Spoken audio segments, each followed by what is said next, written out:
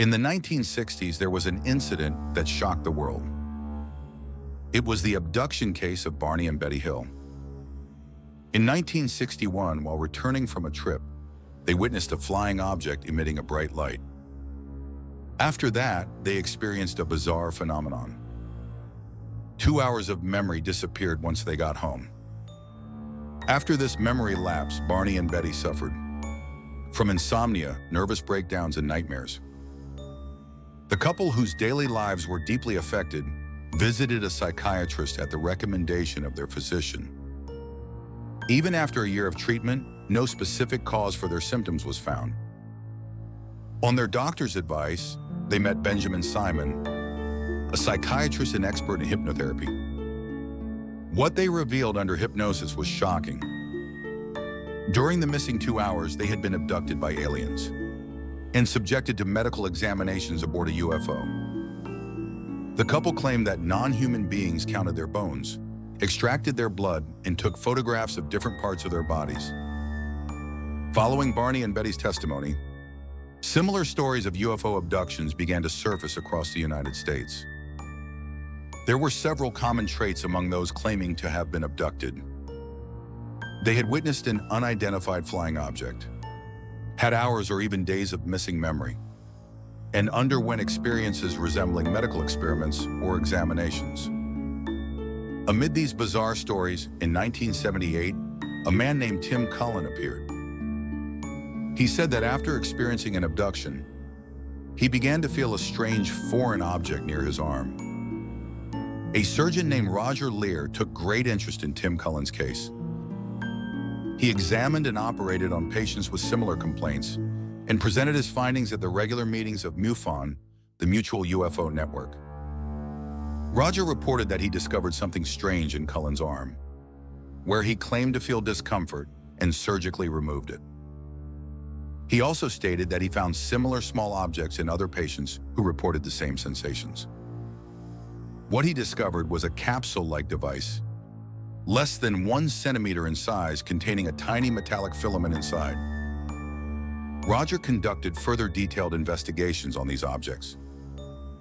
After years of research, he concluded shockingly that these were implants created by extraterrestrials from materials not found on Earth. Roger added that he discovered the same type of object in a total of 15 patients, all of whom claimed to have been abducted by UFOs. His claim immediately sparked intense debate in the scientific community. The alien implants he submitted were glass-like on the outside, with thin metallic wires embedded inside. Roger reported that within the implants, he found 36 different metallic elements, some of which were rare materials not easily found in Earth's crust. He even added that some were mysterious substances, never before reported in scientific literature. Roger insisted that these implants demonstrated the advanced scientific capabilities of extraterrestrial intelligences. Patients reported no symptoms other than the foreign body sensation, and none recalled any feeling of insertion. No surgical scars or suture marks were found either. Even the smallest object would normally require surgical procedures to be placed inside the body, yet in these cases, there were no traces at all. Roger claimed that the implants were a type of wireless transmitter. This was because a frequency of about 14 megahertz was detected from them. He argued that aliens implanted these devices in humans during experiments to send or receive messages via specific frequencies. Roger also reported detecting strong magnetic fields emitted from the implants. He stated that the ability to insert such small devices without leaving scars, combined with the presence of previously unknown materials, proved that human science was far from being able to fully explain them. However, the well-known American skeptic Joe Nickell dismissed Lear's findings, saying the so-called implants were nothing more than glass or metal fragments accidentally embedded in people's bodies. Nickell argued that Lear's claims contradicted established scientific knowledge and lacked solid evidence. But Roger pushed back against skeptics and continued to defend his theory about alien implants. Over time, however, advances in micro-device implantation technology made such cases seem less extraordinary and public interest gradually faded. Years later, on March 2, 2014, Roger, who had persisted in his research despite skepticism, presented his implant theory along with photos and detailed research through the UNX News magazine. The magazine included more detailed surgical cases and descriptions of the implants than had previously been revealed through MUFON. The most astonishing part was that his published data confirmed the presence of carbon nanotubes. Carbon nanotubes are considered a next-generation material, with electrical and thermal conductivity equal to diamond and strength 100 times greater than steel. Even today, many scientists are still researching ways to safely and stably commercialize this futuristic material. Carbon nanotubes were first officially discovered in 1991, but Roger had been reporting such mysterious materials years earlier, before their existence was known to science. Some speculated that the mysterious substance never before reported he had mentioned was actually carbon nanotubes. The article covered more than 20 years of his research in great detail, containing far more extensive material than any of his earlier reports.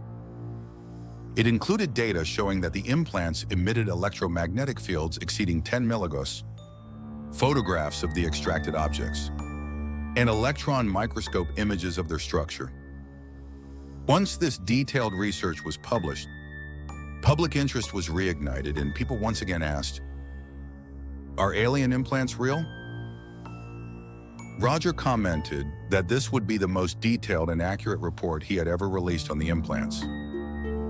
However, less than 2 weeks after the UNX magazine interview on March 14, 2014, Roger Leir suddenly died of a heart attack. It was just 6 days before what would have been his 79th birthday. In the end, Roger Leir passed away without ever definitively uncovering the truth behind the alien implants, to which he had devoted half his life. One man researched for over 20 years, but the mystery remained unsolved. What exactly were these alien implants? Were they truly devices intentionally embedded by extraterrestrial intelligences, as Roger claimed? If so, what was their ultimate purpose in conducting experiments on humans, watching and observing us so closely? The truth to this day remains unknown. This was Midnight Journey,